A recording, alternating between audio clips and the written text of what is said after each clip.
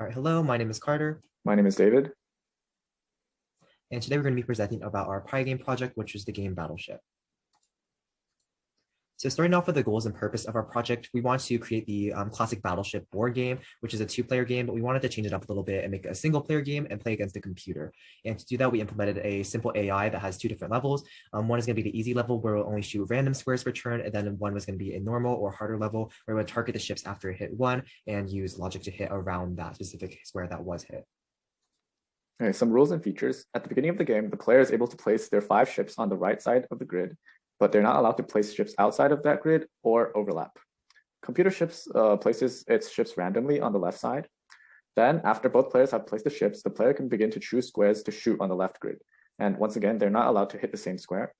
After the player shoots, the computer it switches to the computer's turn, and depending on the level, the computer does different things. At level 1, the computer just randomly fires on a square at the player. The level 2 computer knows to try to hit squares around a confirmed hit until it realizes that a ship is sunk, and then it goes back to being random.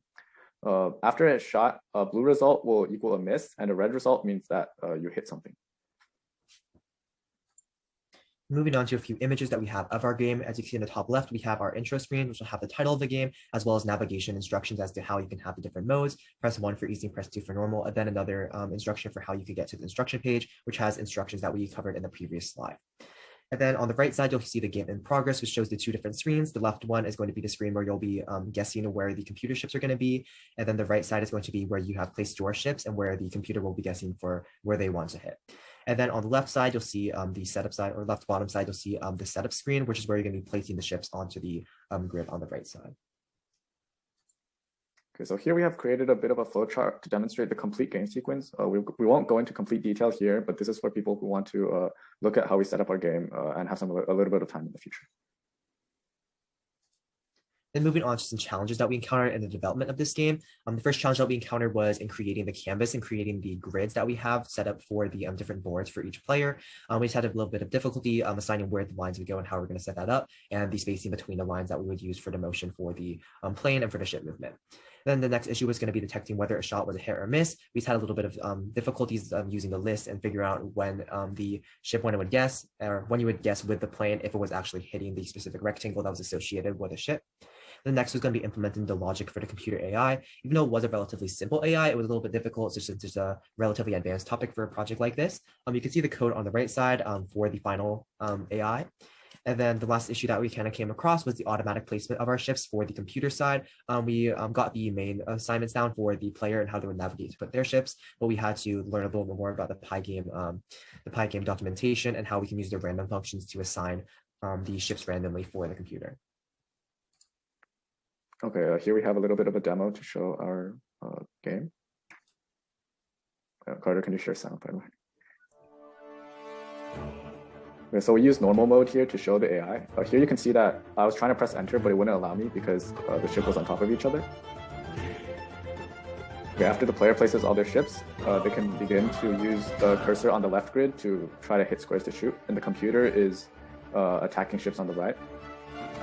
Notice that when the computer hits a ship, it makes sure to completely destroy that ship before going back to being random, which is how we intended for our AI to work. So notice how right now the computer has already killed all 4 ships. So clearly the movement of the computer is not random. And I was playing through this game a bit quickly just to show what would happen when the player has won. So notice now that both sides have already hit 4 ships and there's only 1 ship left on each side. The computer is still guessing random. And finally I found the ship with 2, so that was why the win condition was met. Then, as you can see, our game was a success and we got everything to work. But if we were to have some extra time to add some additional features, we were hoping to add better graphics for the hit or miss animations as opposed to the normal red and blue. We hope to introduce some animations possibly.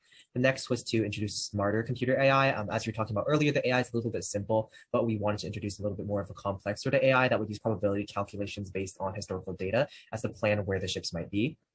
And then our last additional feature that we were hoping to implement would be to implement a 2-player mode. As you can see, it was obviously a single player game that used the computer. By using a 2-player mode and introducing some different AI, we were hoping to have a possibility of networking. So this game could also be played over the web, and it can also be played locally among 2 players on the same device. So the resources we used were the Pygame documentation, of course, and we also took some inspiration from the AI coding from the book Invent Your Own Computer Games with Python by Al Swager. Okay, that's our presentation. Thank you for listening, and you're welcome to give us any questions, comments, or concerns.